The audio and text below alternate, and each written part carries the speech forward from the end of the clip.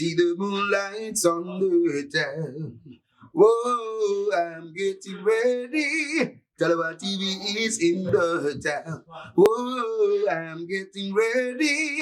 Got a corner on the telephone. Yeah, this is the Shout Out the Messenger, and you're watching Tallawah TV with the host and best. So Davis, take it away.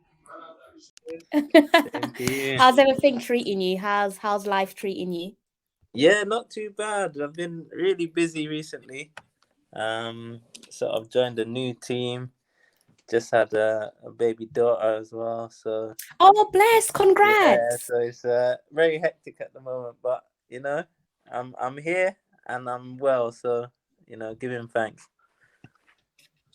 That is lovely. Congrats on the new addition to your family and with your Thank new you. club as well. How's everything going? Have you managed to settle down? Yeah, so it started really well, and then I picked up a minor injury. So I'm out sidelined at the moment. Hopefully it's not going to be too long. And I may make it back sort of, the first week of the season. So, a little bit frustrating because I want to hit the ground running. But where I joined the team sort of a week or two into their pre-season, and then I think I've just done a bit too much too soon. But recovering well. So fingers crossed, it's not going to be long. And I'll be Yeah. back up and running soon. I guess it's better to be fully committed than to go into a new club, new Yeah. league and be like half-hearted. So Yes, at least yeah, you're giving it exactly. 110%. Yeah, always, So that's always the way I've been, full commitment. Try and look after myself the best I can. Getting a little bit older now, so it's a lot more difficult than it used to be. But I'm sticking in there and quite excited about the new challenge. I'm excited for you as well. So best of luck with the new season. Like I said, it's a new league, different team, new environment. So I'm sure there's lots to learn. So all the best. Thank you. You're welcome, Joel. So basically, I wanted to talk to you because I saw something that you posted on your social media not too long ago, and it was around the Euros. Okay. And you said, basically expressing why you said you support a particular team. And I was just like, okay, a lot of people can relate to you, like people like myself, when we say that we don't support the England national team. And there's absolutely nothing wrong with that. We're entitled to support our own team. So I was just like, okay, yeah, he's the perfect person to talk to. And also, the main reason why I wanted to speak to you is because you decided to commit to Jamaica at a very young age. You was about 15 when you said that you wanted to choose Jamaica for the U20s all the way up to the senior team. And I was like, that is just so uncommon. It's uniquely rare. And it's something that we as Jamaican football fans love and appreciate about you. So I was just like, okay, my season wish list, I have to sit Joel Grant down for an interview. So thank you so much for blessing me with your time. No, thank you. Like I said, I've been following the page for a little while now, and a big fan of the page too. So, I appreciate you having me on here as well. Thank you, Joel. How did that call up come about? Because there seems to be so much like gray areas. Like I said, you was 15 when you committed to Jamaica. So how did that call up come about, and why did you choose us? Yeah, so Jamaica is basically my home. I've always said to people I was born in the wrong country. And I still give my mother trouble for that, because I said to her, you didn't have to come over here and give birth to me over here. But I'm grateful. She raised me well, and to be honest, from the age of maybe 3 or 4, before I can even remember, I was going to Jamaica frequently. And as I got a little bit older, sort of, maybe 13, 14 is when I really started to appreciate Jamaica. And on my vacations, it just felt more like that's where I'm supposed to be, And I remember back to my childhood, I would leave school for the summer holidays, and I would literally go to Jamaica for the whole summer. So the whole six weeks, I think it was back then. for the summer holidays. I would be in Jamaica, and I would be in the countryside. So my mother's from Guys Hill, so I used to be in like the countryside, places like Bonnet and Bembo. And I just remember used to play marbles with my cousins, you know, and everything. It just, when I went to Jamaica, I just felt happy, you know.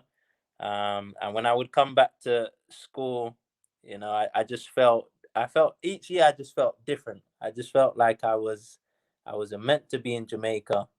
Um, you know, and I just felt as if I was living in England, but really my heart's in Jamaica. And as you say, at 15, I remember I was into football, doing well. And at the time, I was following the Reggae Boys. You know, whenever I would go to Jamaica, I'd try and go to some of the Premier League games. And I just remember saying to it, is my stepfather, actually. I remember saying to him, you know, one day I want to be the next 𝗣cie𝘀𝗿. And from there he just used to take me to some Premier League games. You know, at the time I couldn't tell you which teams I was watching, but he would take me to some games in Kingston. And it started from there. You know, I'd done well, got a scholarship in England, came through the ranks at Watford. And you know, it was while I was on vacation in Jamaica. Again, my stepfather, he took me to town, and I can't remember how it happened, but I ended up at the Jamaica. They used to have a Jamaica house where the players used to stay, and I ended up training with them. Like, don't ask me how it happened. It's too many years back now to remember, but I remember training, and I was training with the likes of, you know, and bless his soul, Luton, Shelton. You know, Ricardo Gardner was there. One of my friends now, Scarlett, little Bibby. You know, these kind of players, Claude Davis, who was also playing in England at the time. And I remember training with them, and it was Coach Downswell, who was the coach at the time. And I think from there they just, you know, they saw the talent in me at a young age. And it just all kind of connected from there, you know.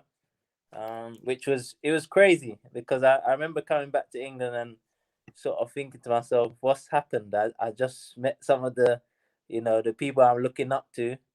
I've just gone and trained with them, you know. And I remember when I came back to England, I felt like a new player, you know. I felt like sky's the limit, and you know, one day I'm gonna represent the country. And you know, fortunately, it all kicked off from there, really.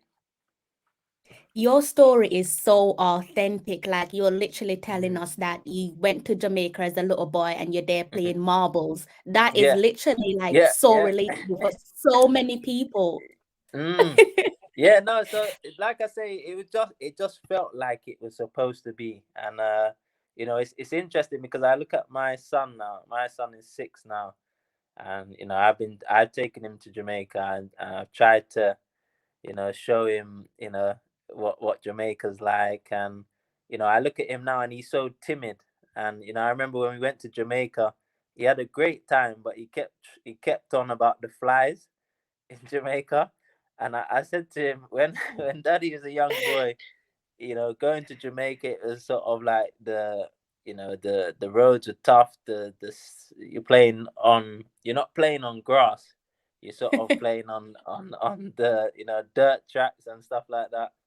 And I said to him, this is all part of it, you know, third world countries. And I've showed him how beautiful Jamaica is, and how the people appreciate even the smallest things, you know. And I often use Jamaica as a way to try and raise him and show him, look, you know, people have it easy sometimes over here. And, you know, I'm not gonna raise him that way. He needs to know what it is to work hard and achieve stuff. That's a fantastic story. Like every last detail from, you know, going to Jamaica at a young age, playing with legends, like you said. May the Lord rest his soul, and I hope that he's resting in peace, Mr. Lucan Shelton. And you're also kicking ball with Bibi as well. So literally, you were living like the boyhood dreams. Not many 15-year-olds can say that they're linking up with heroes from their national side, and you did it at such a tender age.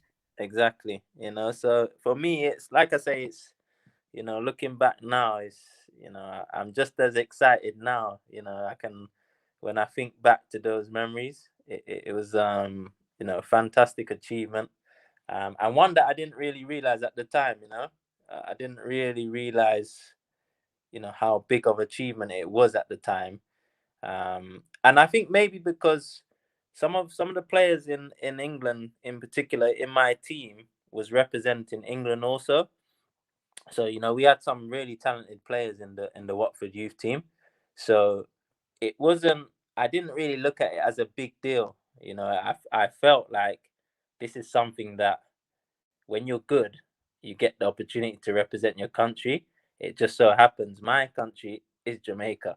And, you know, I didn't need a passport or anything to tell me that. I just knew this is my country, and that's who I want to represent, you know.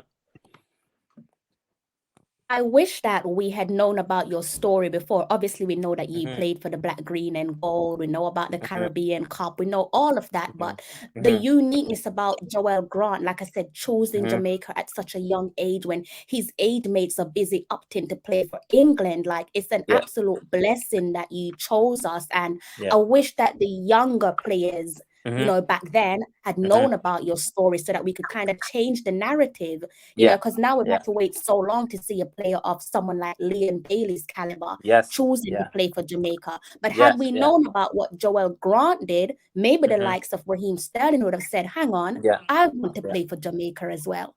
Yeah. And it's you know, it's a difficult one because obviously I love Jamaica, and even now, you know, it's, you know, like I said, I'm a lot older now, but even now, when I see the team selected and I'm not part of it, it burns me. And some would say, well, you know, you're a million miles away from the team. But for me, you know, my last performance, I scored a goal against Chile, and I didn't feature again. So, you know, I always still feel like, you know, it's unfinished business. But the truth behind everything is, you know, I represented Jamaica at a young age. I remember I went to under-20s World Cup qualifiers. You know, I had games in Harbourview. I had friends in Harbourview. You know, Ryan Thompson, one of the goalkeepers that played with us. I was close friends with Ryan before I even kind of got into the setup. And you know, I have literally, you know, teenage dreams, going to town, going to clubs such as Quad. You know, I was literally there every summer, and to then be able to do the football as well was fantastic. But the reality is, it took me, you know, I played under 20s, under 23s, and it took me maybe 6, 7 years before I made my senior debut. And in that time, that's where, you know, when I look back, I'm quite disappointed because just the connection, you know, a lot of the players over here sometimes lose the connection. You know, like I said, Downswell at the time was my coach, but then the coaches change, and when you're over here, there isn't really a link. We seem to have more of a link now. You know, I don't know if you know Winston Clark, but we seem to have more of a link over here now, where people will be, you know, tuning into the games and so on.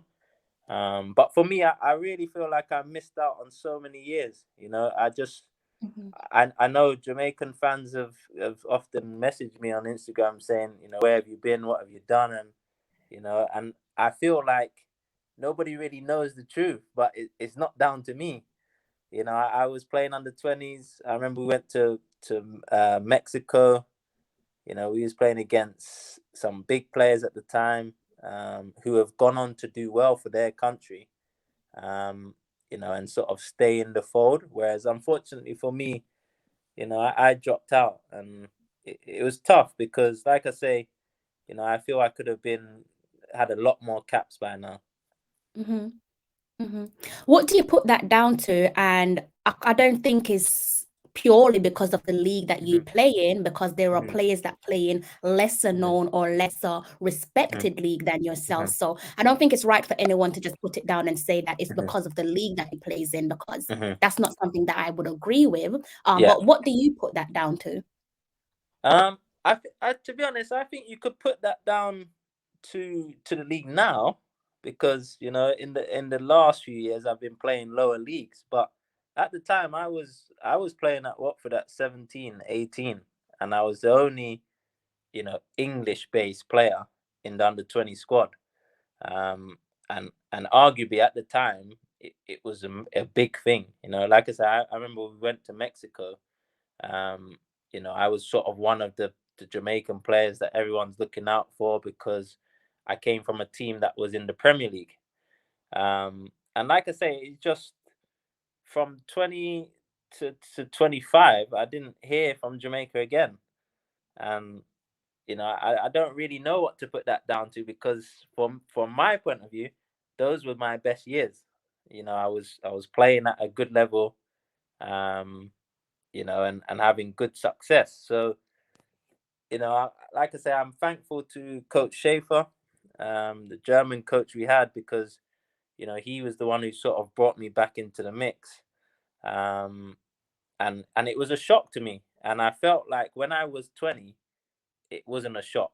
Like, I knew I was going to represent Jamaica, and I had huge hopes of taking Jamaica to the World Cup, and it kind of faded away. And like I say, at 26, I think I got that call, and it was like, no way. You know, I didn't believe it at the time. And to get it from the German coach, I just felt like, why is it taking so long for people to sort of come back and sort of bring me back in?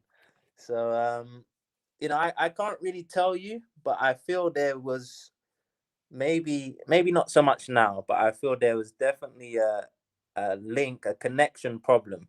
So maybe the English-based players weren't being watched. You know, maybe it was too much to have the English-based players travel over, because of course the flights, etc. So it could have been down to money. You know, I'm not really sure, to be honest. I'm not really sure what happened.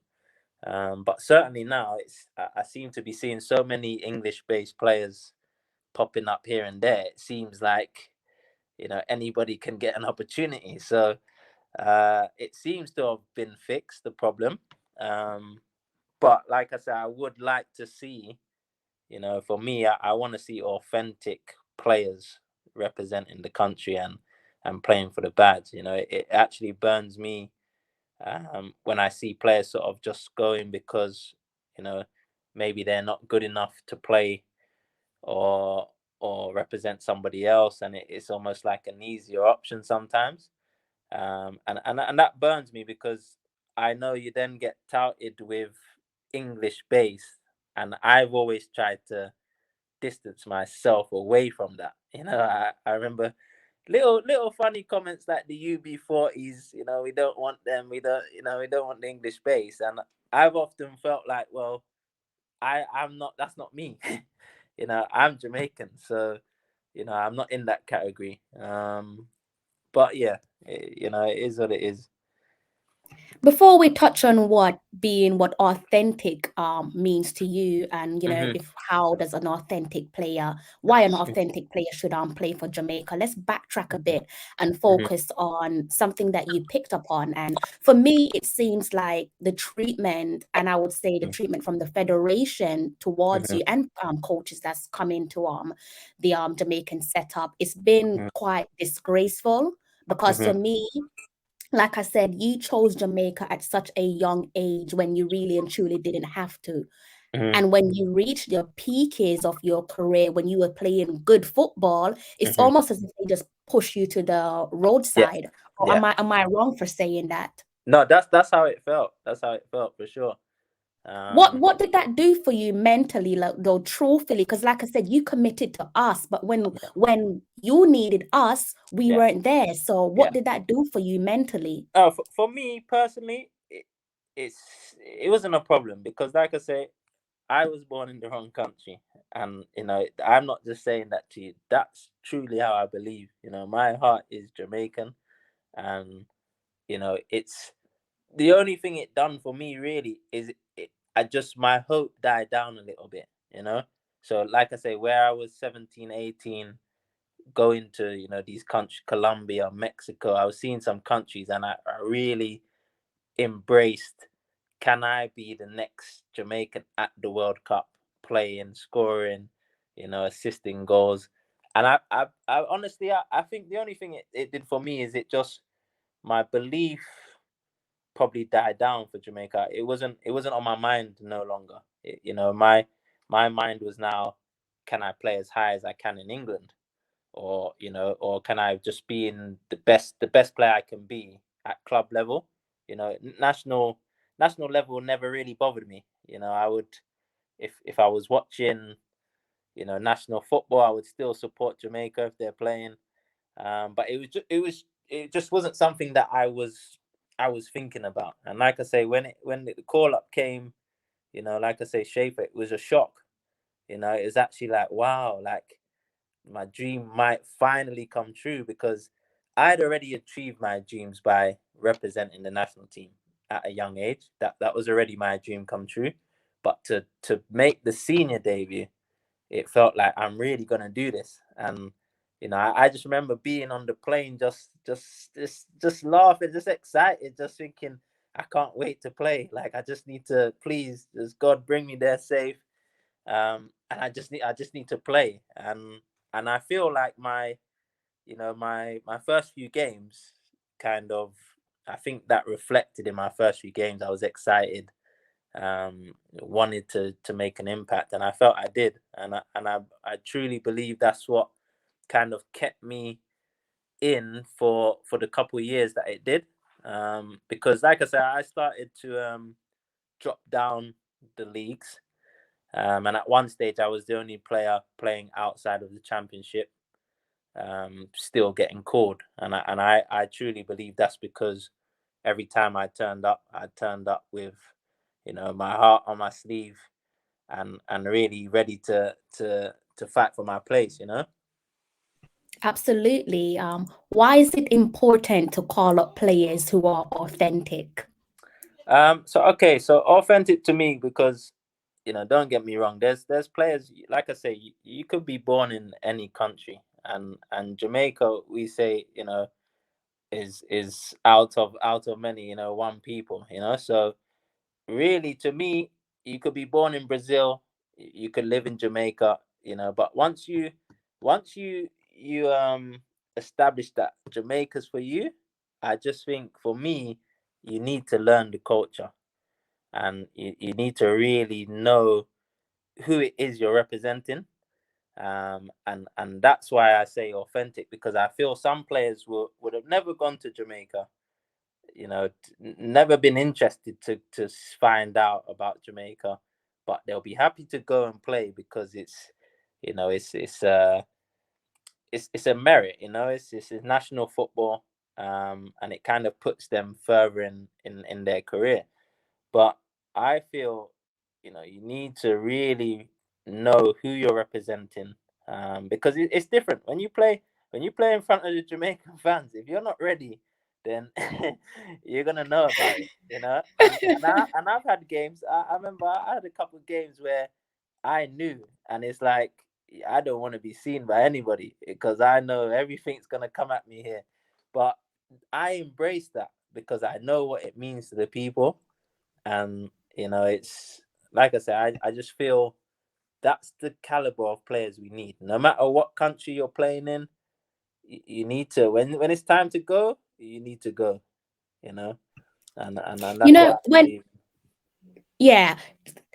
When a player comes into a squad and you believe that they're there for the wrong reason. Is that easy to identify? And if so, does that create a negative vibe within the squad? Because, you know, like you said, there will be some players like yourself who are committed to Jamaica and knows what it means to wear our colors, but there will still be the very few, the minority, who comes on board with the hope of profiling their career. So is that obvious to identify?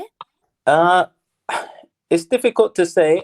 I believe it has been at times.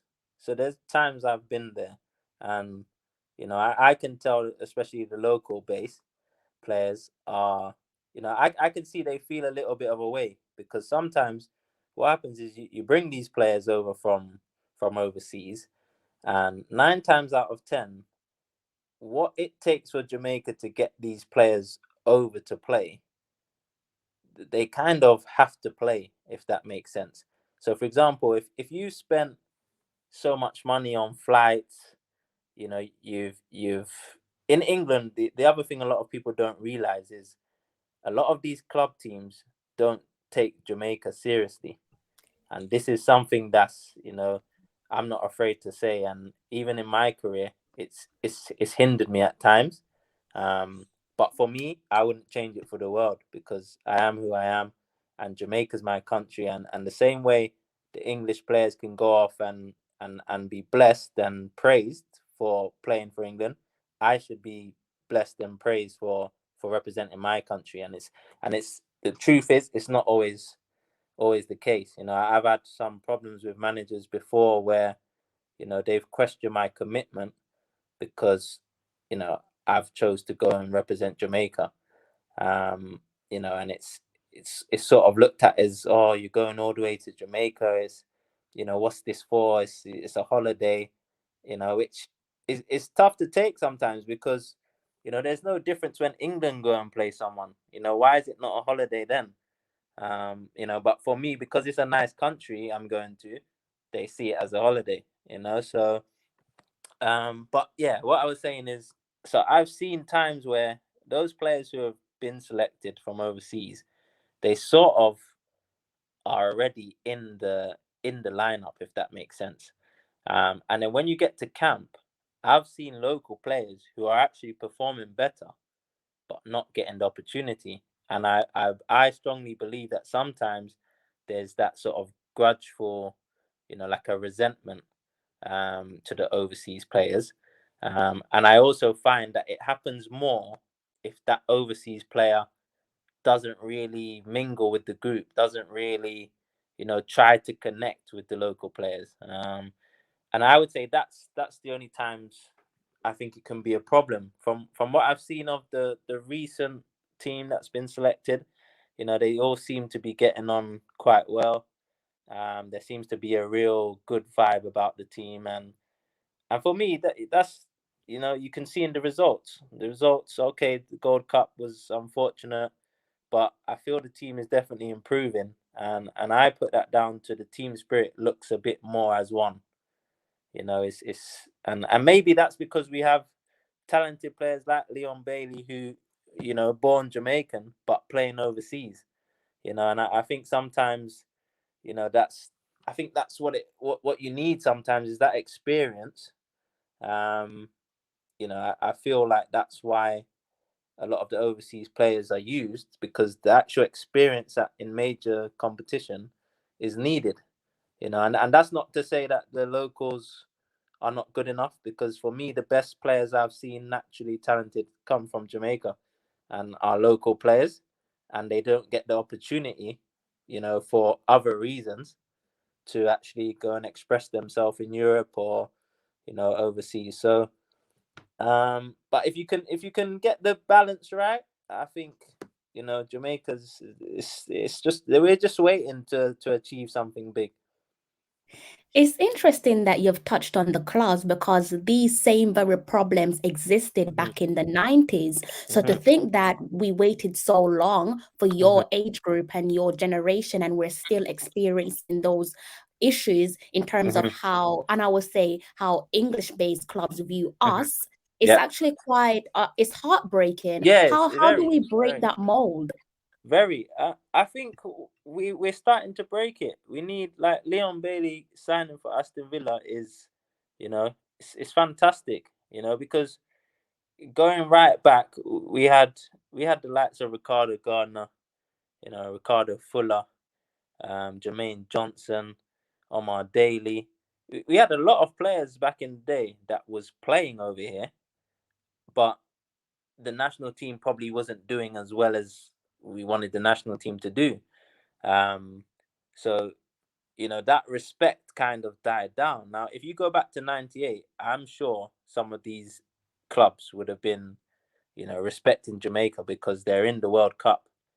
Since 98, we haven't been able to produce, that high level of football.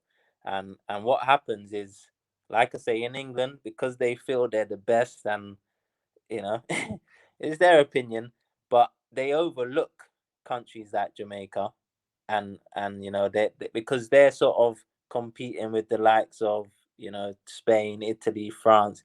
They're competing with the best teams in the world. So when you're leaving, England as a country, like I say, it's tough because they don't really respect it. And I've always said to people, some of the countries we have to play, I know if England had to play them, it wouldn't be smooth sailing. Some of the teams, even like Haiti. I know Haiti, the Haitian team I played in 2016-17, that Asian team would have gave England a lot of problems, and these are countries that England don't really know about. The coaches don't really know about these teams. And it's just unfortunate, because, like I say, on this side of the world, Jamaica's respected. I think you ask any country on this side of the world, um, certainly the North Americas, Mexico, South Americas, I think, they would take Jamaica seriously. What has been your fondest memory along your journey? So from the U20s all the way up to the senior side and making your senior team debut? To be honest, I've had a few, but I can't take away from the under-20s, just because for me, like I said, being the only English base, I was with all local Jamaicans, and it felt like that was the dream I envisioned in my mind. When I look back to 98, yeah, we had a few English-based players, but the majority of the team was Jamaican. And when I was playing with under-20s, that's how it felt. It felt like, I'm here as an overseas-based player because I'm fully committed and I'm good enough to be here. That's what it felt like. So that would definitely be one. The Caribbean Cup is massive because at the time, again, I kind of took those things for granted. He was playing in Jamaica, you're playing in Mobay, home stadium, and it almost felt like, yeah, this is easy. We're gonna win this. Our team's too good not to get to the final at least. And when we beat Trinidad, rivals in the final, it was just I didn't even have long to celebrate it because I knew going back to my club, I had issues at my club, and I knew going back, they wasn't going to be happy for me, because they didn't even want me to be at that tournament. So it was almost like I was in Jamaica. And I remember speaking to Coach Warren, the goalkeeper coach, and I said to him, please, can Jamaica not have some sort of holiday, or like a celebration where I don't have to go back on the flight that I had, and just stay an extra couple of days to celebrate and really, take in what happened. And unfortunately I couldn't. And before I knew it, within a couple of days I was back in England, kind of depressed, sort of going through issues with my club team at the time. But it didn't sink in until maybe a couple years later. My wife, she actually got my shirt framed with the medal, and I had some boots that were signed by the whole team. And when it went in the frame is when I kind of realized that, wow, this is big. Like, I've actually won a major honor with Jamaica. So that's up there for sure. And then obviously the Copa America, because I feel like, you know, or like I say, always my dream to represent the country, but to then be in a tournament with the likes of Argentina, you know, these teams, you know, with Messi and players like this playing in the same tournament, was unheard of. You know, I used to watch Copa America when, you know, the big Ronaldo, Brazilian Ronaldo, and I used to watch those games, and to actually be invited to the Copa America as Jamaica was like dream come true. And you know, whether I played or didn't play, just to be there with the colors was a real honor. So, you know, those three. But like I say, every time I'm selected, it just feels amazing, to be honest. Big up your lovely wife for that beautiful gesture. Like that made me really teary that she framed your jersey and you had signed football boots. That's so crazy. lovely. Yeah, it's crazy. So that's at home now on the wall, and it's just like I say, every time I go up the stairs, I can see it, and it just brings back great memories, you know, because I felt we had a really good team, and it was so disappointing with how it ended, because we had a really good team, similar to now, where I felt like the vibes was good. I felt like the camaraderie in the squad was good. We had a mix of players from everywhere, and we had such a good Gold Cup. And I don't know what happened. We just went into the qualifiers, and it just felt different, even for myself. You know, I didn't feature, and it just started to feel a little bit like this is happening all over again. Like when I was 20, you know, I was in, and then suddenly I just felt like I'm suddenly not getting certain text messages. I'm not getting certain calls. I'm having to sort of message people to say, am I involved, or, you know, what's my chances? And it just went really bad for me. And then as for the team, I just saw the team kind of like capitulate. They just didn't perform. And I remember we ended up going out of the World Cup quite early, you know, and in my opinion, we had not an easy run, because there's never an easy run, but, you know, I remember we scored a last minute goal against Nicaragua just to get to the next group stage, you know, and I remember thinking, how have we gone from finalists in the Gold Cup to we can't even beat, no disrespect, Nicaragua? You know, and then I just remember our group stage, I think we had Panama, maybe someone else, but I just remember we didn't perform, and that was disappointing, because that was kind of the end of that squad. If I remember correctly, there's not many players that got sort of recalled from that squad, and I think it's maybe Adrian Mariappa and maybe Michael Hector is the only two overseas based or English based that have been recalled. So, you know, it's disappointing, because I really feel like that killed my chances. And then obviously with Tapper coming, taking over, it was almost like, well, Tapper's not really going to look at that last squad, because, you know, some would say it wasn't good enough, when for me it was good enough. We just, for whatever reason, we just had a bad campaign. What does it do to the team's morale when you can see that one player isn't being treated fairly? Do the team look and say that, look, if you can treat someone like Joel Grant, a player who has pretty much chosen country over club, a lot of players would choose club over country, especially if they're based in England, but Joel didn't do that. If you can treat Joel Grant like that, then what could you do to me? And if that's the case, what does that do to the collective morale? That's interesting, actually, because I feel some people it affects, like the ones who may be close to you and shared the same journey and have the same sort of treatment. So, you know, Ryan Thompson's one.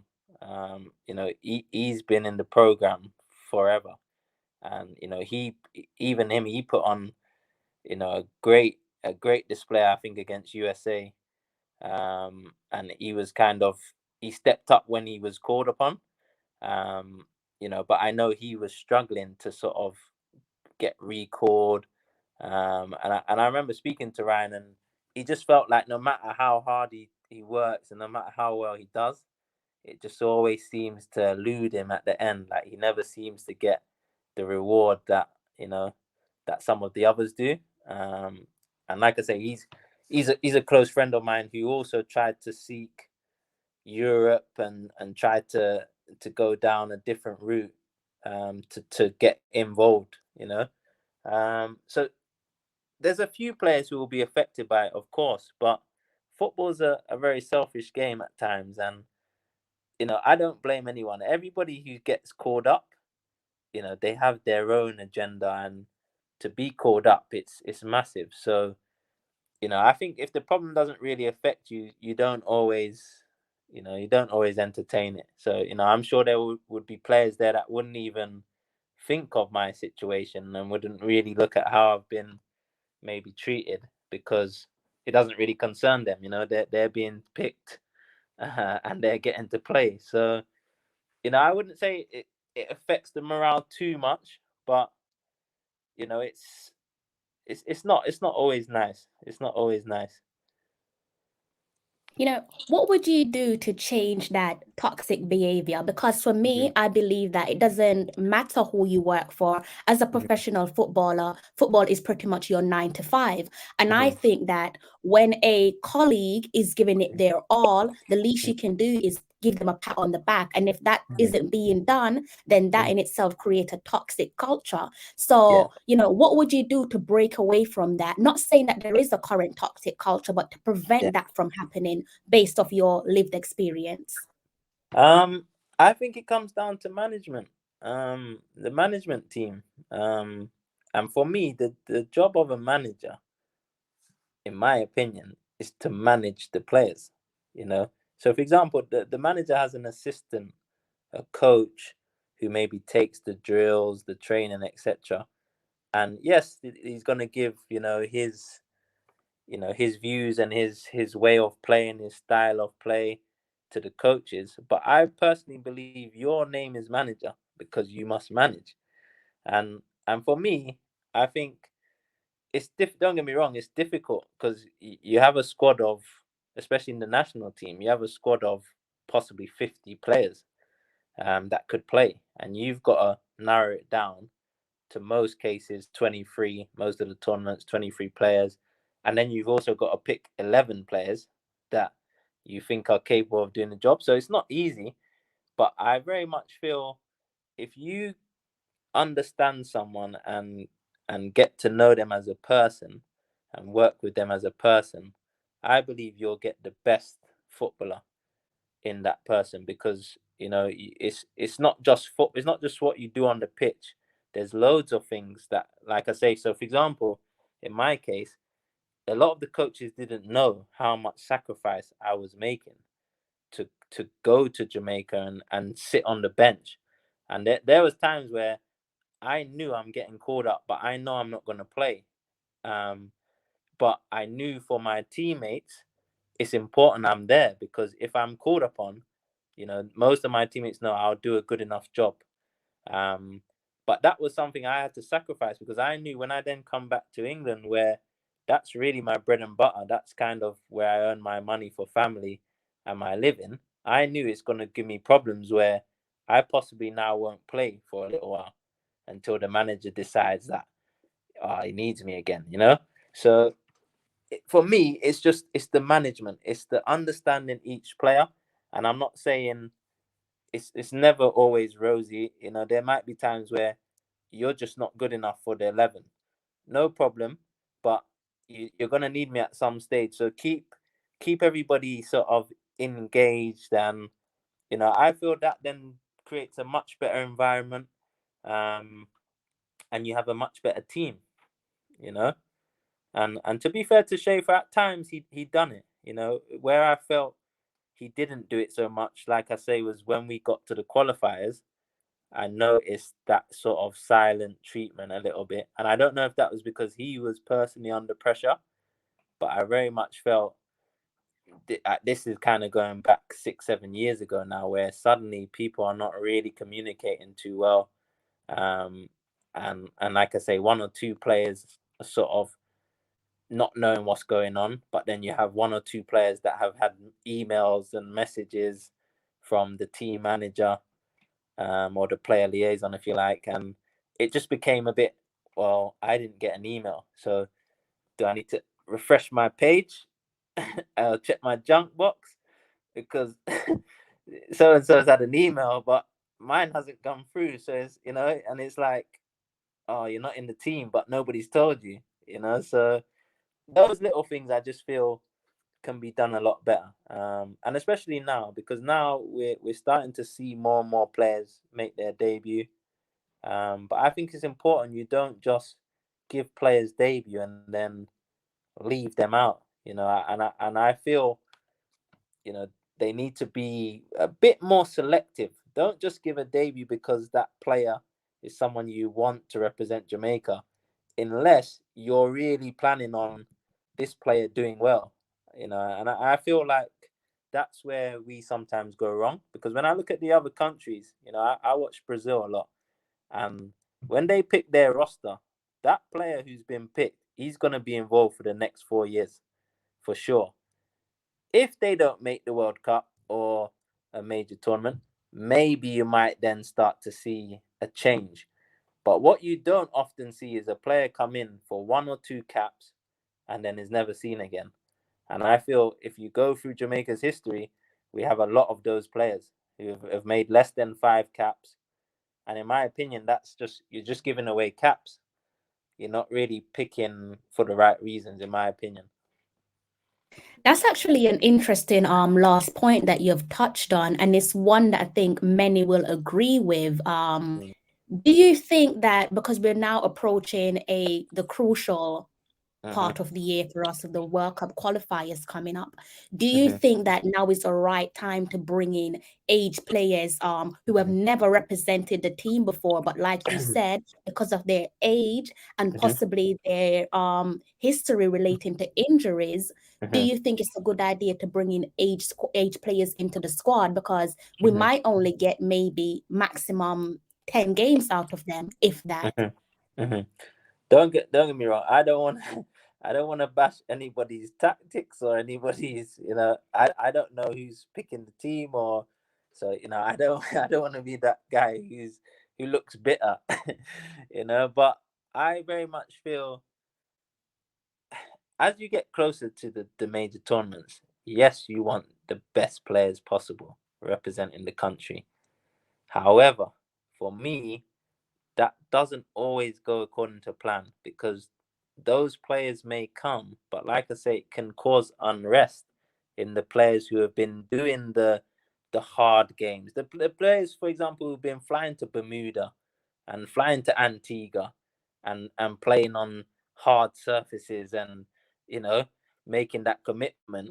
When it then comes to now, we're going to, for example, just say a Canada or a USA to play, and you're going to America, you can't then just tell those players, no, you know what, stay at Tivoli, train with Tivoli for the week. You're not going to America, because they've been working hard, So I feel like this is what the point I was making is, for me, you need a structure, and this is where I feel 𝗇cie, for whatever people might say about him, I feel he was on the right path.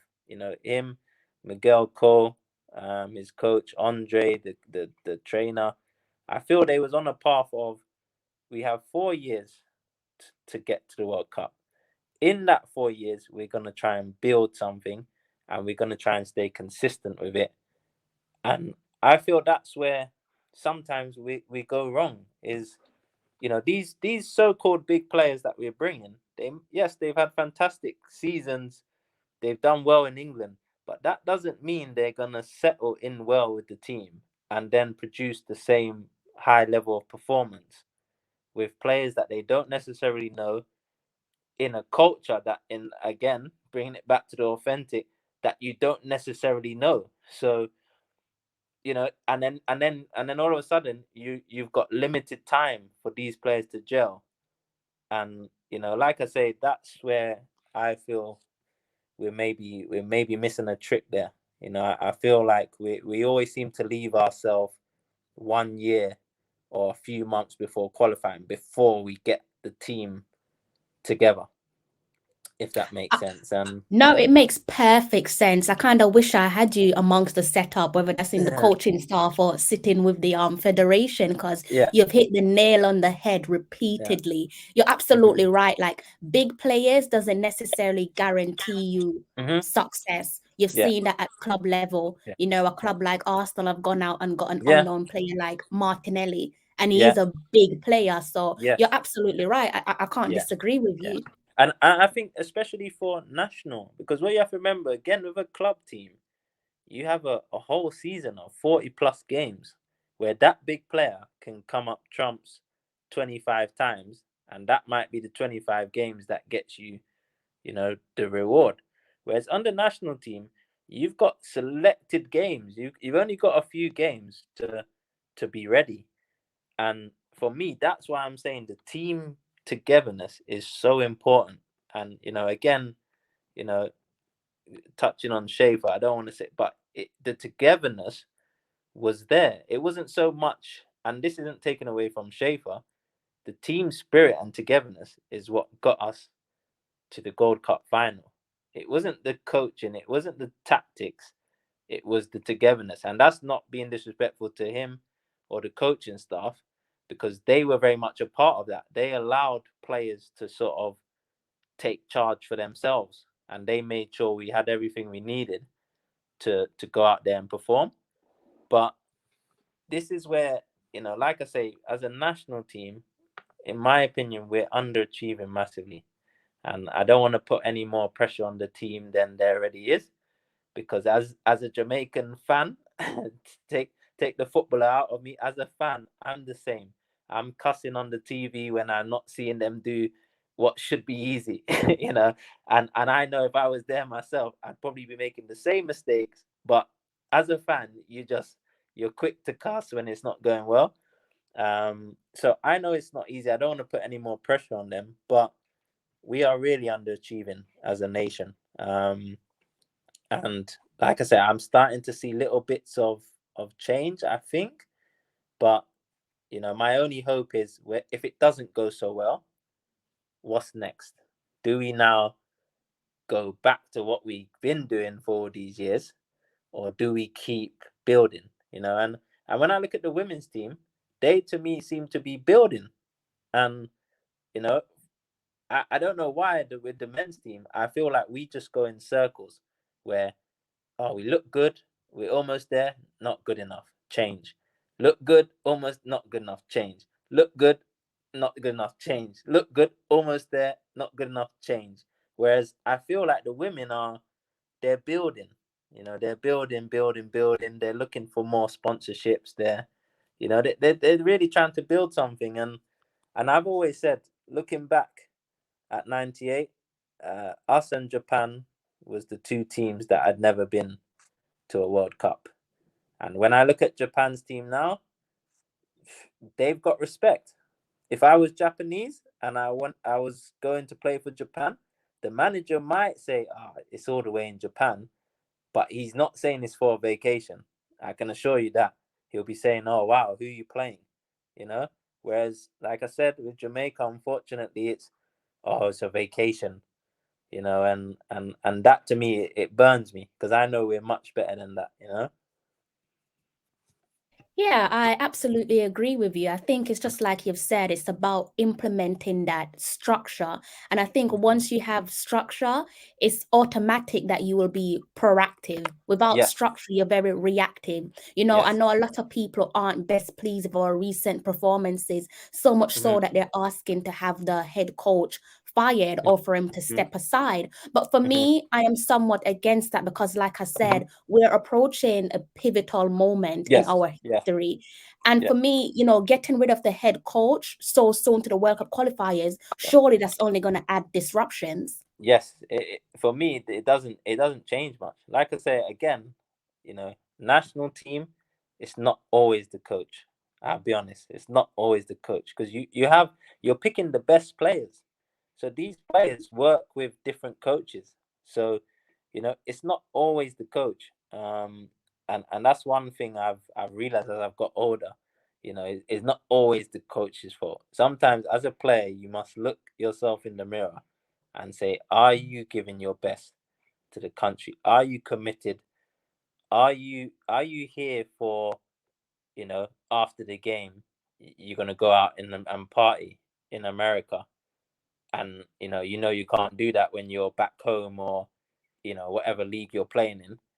Or are you there to actually try and qualify for a tournament? And this is why I keep saying about the authenticity, because I know when I'm playing, I'm not, yes, okay, I might go out and party after the game. You know, as Jamaicans, we like to dance, we like the music. Yes, I'm all for that. But in the match, I'm playing for my mother. I'm playing for my friends in Jamaica that I've known. You know, I'm playing for myself also to qualify for something or to win something. And I feel like that's what we need. It's not always down to the coach.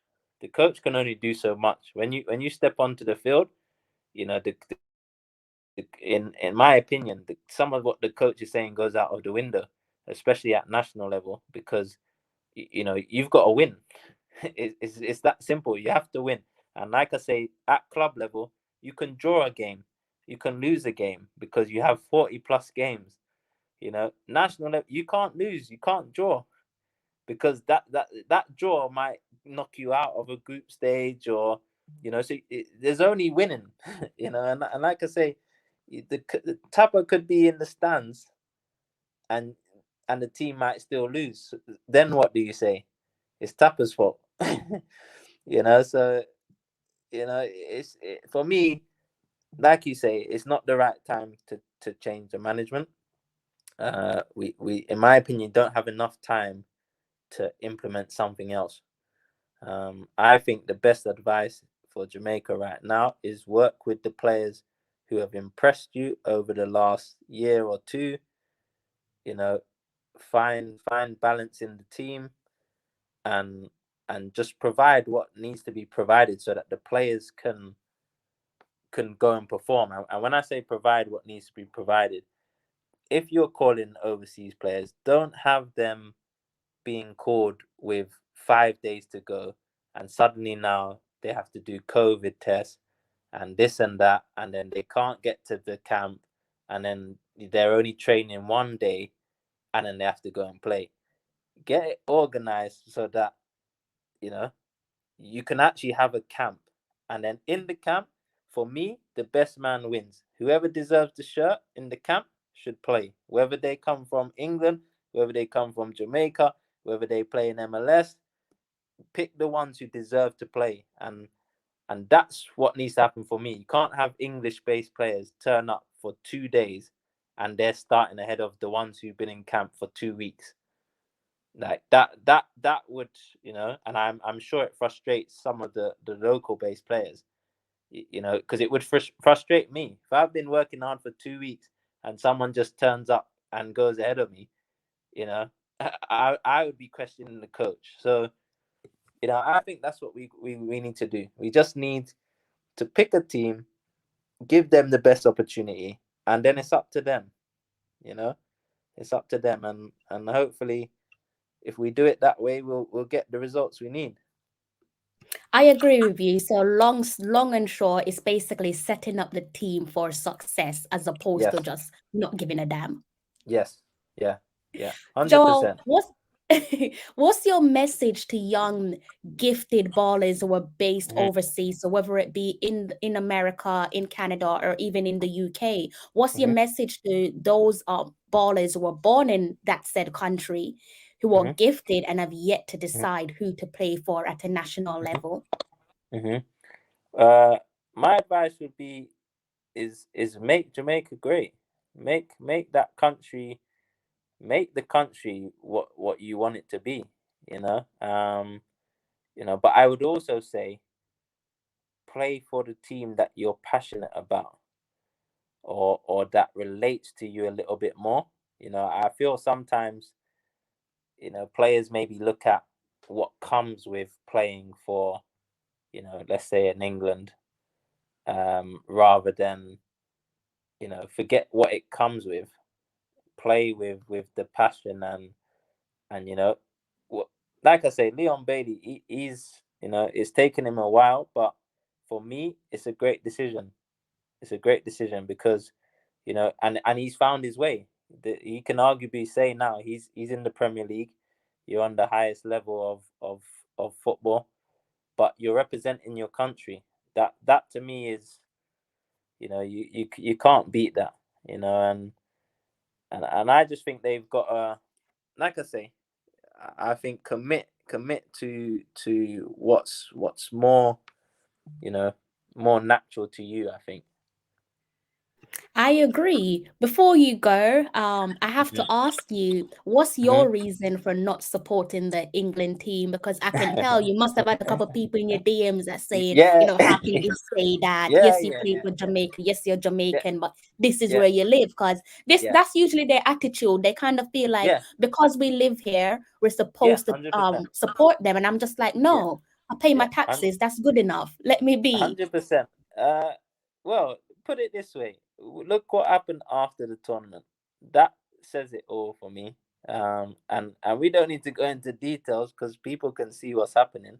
But me, a lot of it's down to me personally, the way I've been treated in England, especially when I've committed to Jamaica.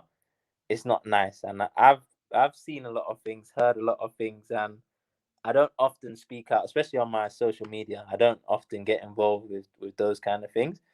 But for this tournament, I was a fan of Italy.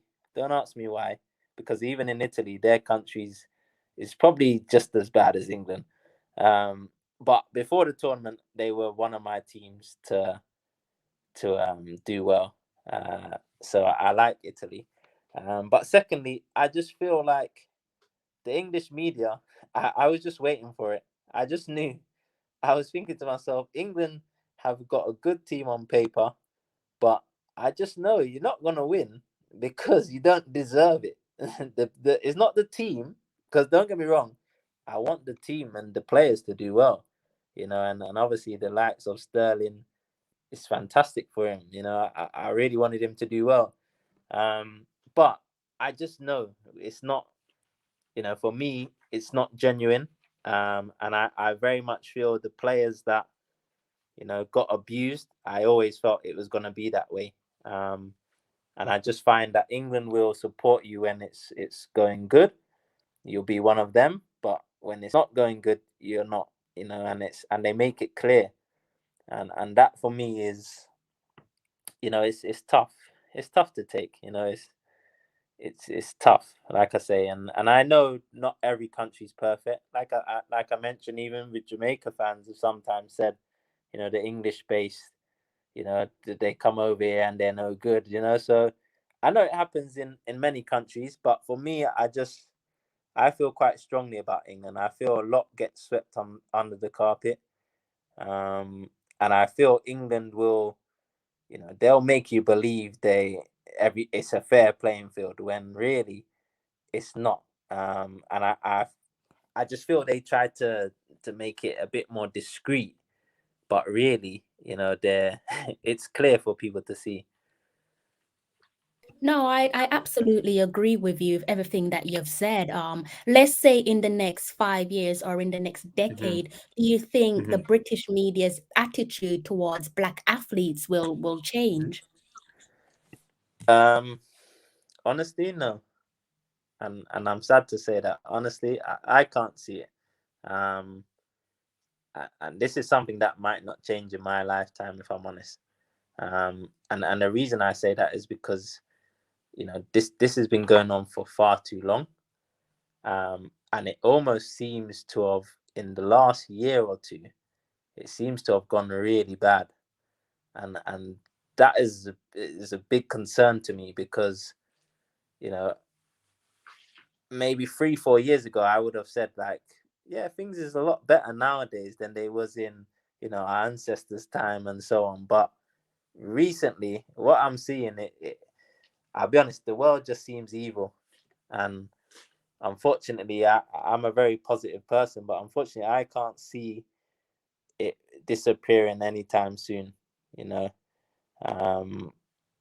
I'm happy that, you know, people are starting to make things more clear, and sort of the awareness of it is definitely out there at the moment. But part of me also feels, you know, because it's out there, we're more likely to keep seeing it. You know, I very much feel sometimes people jump on the bandwagon with these kind of things, and you know, it's almost like they now feel more confident to sort of to show this abuse. But you know, it's again, this is why my advice would be, you know, to represent, you know, kind of where you're from, where your family's from, and where you're going to be loved, you know, and try and make that country, no matter, it doesn't necessarily, not just Jamaica, any country, any sort of third world country, make them sort of in the top, you know, top 10 in the world. Why not, you know? I agree. And I know many who will watch this interview will absolutely agree with you as well. And it's a real shame that it's taken so long for us to get to know Joel Grant. For me, having listened to your story, Bibi is a legend and he was our poster boy. But I think that because of what you've revealed to us, that you in your own right was also Jamaica's poster boy. So I'm really happy and I'm really grateful, and I appreciate the fact that you've given me your time and you've allowed me to like know a little about you. And it's great to know that we had a poster boy in Joel Grant. No, anytime. Like I say, big fan. And you know, I love what you're doing with your channel. And we like I say, we're all the same. We all want the same for Jamaica. And hopefully we see it real soon. You know, I'm confident we're definitely making strides. You know, and like I say, especially the women, I think if we can emulate them, and you know, we're not far away from some success. I love how you're bigging up the reggae girls, and I'm sure when they get to see this interview as well, they will feel much appreciated. Joel, thank you so much for blessing me with a moment of your time, and as ever, I'm definitely going to be keeping an eye on you through the duration of your season. No, you're welcome. And I'm hopeful that you will have a positive season, and you never know, you might get a call up, because this season, a couple months ago, we saw Omar Holness receive a call up after being out of the team for so long. Yeah, Omar's another one that I speak to every now and then. Yeah, so no, listen, I like I said, I would never. I've not officially retired from the national team.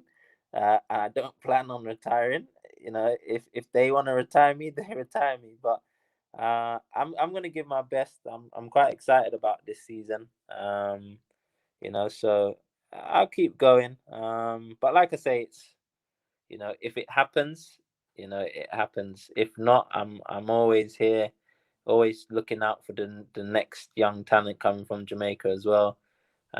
So like I say, having your channel there is great, because it helps keep up to date, you know, with what's going on as well. So big up to yourself as well.